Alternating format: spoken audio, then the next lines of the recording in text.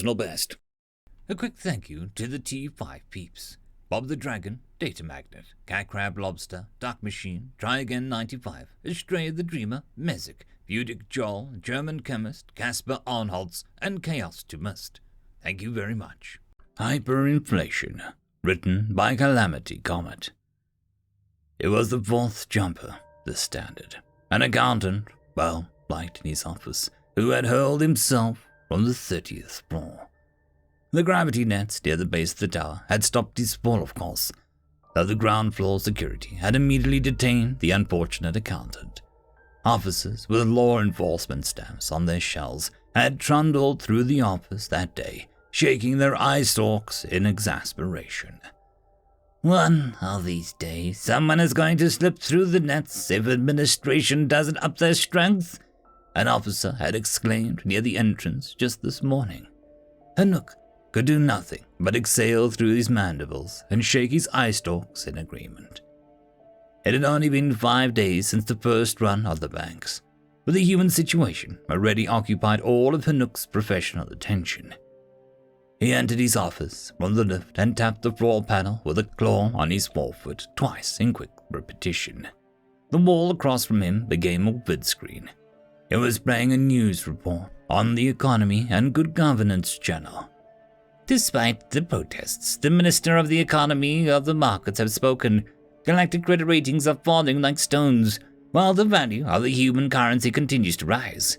Economists are stumped, and with reports like the one submitted by the opposition party to the central bank this morning, the government may have no choice but to... Hanak tapped the floor again, and the vid screen closed abruptly. He sighed and hesitated before risking a look at his portfolio. He closed it as quickly as the news vid. He did not bother opening the account for his retirement fund. Just as soon as these humans had appeared on the galactic stage, they'd been eager to open their markets. And as soon as they had, the galactic market had reeled so sharply that the reverberations were still shaking the economy to its foundations. Hanak wished that he could speak with one of those damnable bipeds at the human central bank and get a clearer first-hand picture of what exactly was wrong with their markets. It was the most researched topic in the galaxy currently, but despite that, nobody seemed to have the faintest idea of how the human economy actually worked. Hanak jumped a few channels to Foreign Affairs and was stunned to see what appeared to be an Ukrov riot. Throngs of those gangly aliens were formed into a mob. Protesters shouted catchy anti-human slogans, while the group ahead of them, dressed all in black, stormed the doors of the Ukrov Central Bank. Riot police lobbed canisters of tear gas and beat out protesters with batons held in all four arms. The chyron read, Ukrov State halts superluminal trading, disconnect and symbols. It's all such chaotic nightmare, Krita said from outside Hanak's door. Hanak startled slightly to see the intern so suddenly outside his office. He hurriedly dusted off his shell and gestured back towards the vid screen, which was still playing images of the ghastly scene of Ukrov Prime. And it's all for what? Hanak said. The Ukrovs must realize until the bond situation in human space calms down, halting interplanetary trading won't fix the problem. They're putting galls on a split shell. He shook his eye stalk and huffed through his mandibles. The Ukrov government clearly had no idea how to fix the problem. But then again, neither did his own. Human messaging on the subject is inconsistent and confused as ever, Krita had said while she straightened out the rocks on the periphery of Hanak's office floor. She chittered in frustration and suddenly seemed to snap back to the present. I'm also here to inform you that your request for a meeting with the Interior Minister of the Human Central Bank was declined. Hanak glowered at the predictable rejection, but Krita was not done talking. However, I managed to snag you a different meeting through a back channel. The good news is that it's with one of the larger private lenders, and they're even paying for the sensible time. The bad news is that it is scheduled 5 standard minutes from now. Krita patted her shell apologetically. I know you haven't been checking your private feeds. I ran you as fast as I could. Then why are we making small talk about grubs? Hunak began to say, but he caught the thought in his throat before speaking. He made a gesture for a deep appreciation in one claw, the gesture for please leave my office with another. A third claw made an inappropriate gesture behind his shell. A fourth began clearing his floor hurriedly to tidy up as fast as possible. As Krita left, Hunak cleared rocks from his floor, smoothed the sand under his claws, and dimmed the windows to a pleasing hue. He knew humans were not accustomed to his species. One had once remarked to him that officers in Hunak's species looked more like Zen gardens than places of work. Hunak had later looked up a picture of one of those gardens, and he agreed, readily enough. They were charming. He had not spoken his thoughts that human officers looked more like morgues. The human who appeared on the vid screen was identified by AI narration as middle-aged, male, and dressed in formal wear. The AI added discreetly that he was starting to lose his hair. He sat in one of those incredibly uncomfortable-looking human chairs seated behind a large wooden desk. Hunak rattled his back mouthparts to make the human throat-clearing sound. You must be the Jung In Park from Deutschbank. The human smiled. Richard Park, actually. You may have an outdated form, though it is of no concern. And you must be... Truly, the human tried his absolute best, though the sound that left his mouth resembled nothing close to Hunak's full name. Hunak was amused to find the human banker even tried to do the clicks that other species couldn't really ever make properly. Hunak's species could not physically smile, but he relaxed his shoulders. My turn for corrections. You can simply call me Hunak. Thank you for your courtesy.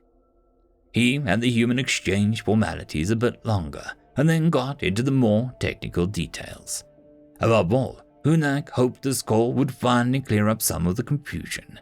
But as the conversation began to unroll, Hunak's hopes had flagged. The humans just had so many incomprehensible buzzwords. Mr. Park had started with an explanation of humanity's general economic outlook. He panned through the slides of various assorted projections and future outlook indexes for the nation and off-world trading companies. But nothing he was saying lined up. The market fluctuations had strongly implied that the humans possessed economic strength far above what had been projected. But Mr. Park's slides seemed to be mostly matched those original projections. The markets were treating humanity's economic outlook as vastly better than it seemed to be. Then Mr. Park said something that made Hunak's shell feel brittle. The human central bank released a report today stating that the galactic currencies are seriously undervalued given economic expectations. Some might have argued that it might be deliberate currency manipulation, but the HCB believes it is a clear sign of hyperinflation. Stop, Hunak said. A clear sign of what? The human looked startled. AI narration agreed that he was. Well, any currency is subject to both inflationary and deflationary forces. The amount of currency in circulation affects this value. In a situation where a monetary supply is rapidly increased, a currency may become debased and undergo a rapid devaluation over time that we term hyperinflation. Hunak nearly choked. The sound brought the human's explanation to a halt. Hunak gathered his thoughts. I don't understand. Why would humanity's sense of their currency's value rise so quickly? What prevents human currency from conforming to its objective standard value under current conditions? Now it was the human's turn to look puzzled. Conforming, to its what? The banker cleared his throat over the protest noises coming from the back of Hunak's throat. Hunak recalled the first paragraph of Economics 101. Any sapient species possesses a sense of objective standard value. This allows accurate pricing of goods and allows the species to agree on a set of value for its currency and assets. These values may change based on conditions, but the whole species necessarily agrees on them. It's a basic law of biology as well as economics. Now the human looked positively shocked. He accidentally launched a pen that he had been fidgeting with off his desk. After a false start, he cleared his throat. It's not a matter of current conditions. Human currency is purely fiat. Its value is a reflection of public faith in its value. That statement might as well have been a plasma torch held to Hunak's beloved economics textbooks. The current central bank is attempting a 9th round of quantitative easing that involves the purchase of government-issued bonds. We are attempting to increase the relative level of inflation to minimize the negative effects of our current market volatility on the galactic markets. It has come to our attention only recently that such acts of monetary policy do not exist in other galactic economies. The human straightened his tie. No, I personally had not been informed about this concept of objective standard value. Hunak was sure that his shell was now a shade paler. No matter that such a change required many days. He dared to ask the question that had been forming behind his mandibles. The human race has no sense of objective standard value. Correct, the human banker stated bluntly. And because it never occurred to us that such a thing could exist, I suppose we never bothered to ask. We may have done less than what was required to limit the effects of our market speculation on the galaxy. It did not occur to us that our economy would be the only one with the possibility of a limitless rate of growth. If what you've told me is true, compared to your currencies, the potential value of ours is essentially infinite. It will likely require a major reorganization of the economy to stop these fluctuations. The human now also looked pale. While we all likely will come out ahead, it could still take decades for the approaching recession to end. And it hasn't even been officially declared. Hunak gathered his thoughts. He calmly flexed his legs. He dislodged the mandible in the back of his mouth that he had nearly choked on in shock. The ramifications were enormous. A species that lacked a sense of objective standard value could price its assets at arbitrary amounts. Its currency could wildly fluctuate. Interest rates could be made artificially low or high.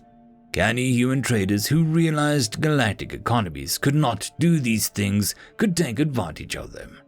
Galactics who realized that they lacked the ability would overvalue human economic power, which would of course devaluate galactic currencies. Objective standard value wasn't fixed. It could drop when a species collectively realized it was being outcompeted, which was already happening. Hunak thought back to the Orcs and then what Mr. Park had said. Hyperinflation. It was a realization so simple but so impossible that Hunak shuddered. Their economy was not limited by biology. Humans were not constrained by the most basic economic force in the galaxy. Hunak took many deep breaths. Thank you, Mr. Park. It has been a pleasure, but I'm afraid I must cut this meeting short. I hope you understand. The human banker nodded politely, and the vid call ended. Hunak yelled for a full 5 minutes. The sound like coins being thrown into a frying pan reverberated around his office. What could he do? His species couldn't just abandon their biologically fixed assessment of value. They couldn't compete. Human traders would wreak havoc on galactic markets unopposed. Nothing their central bank did would abate their inherent advantage. Hunak instructed his AI to divest from the market, but knew that there was little point. After pacing around his office, he sent his supervisor his resignation. He carefully arranged the rocks in his office and groomed the sandy floors to perfection, like the black sand beaches of his birth. He stepped out of his office and tapped the wall to call the lift. He spoke the command. 13th floor, please. End of story. And that, my friends, concludes this video. I hope that you enjoyed.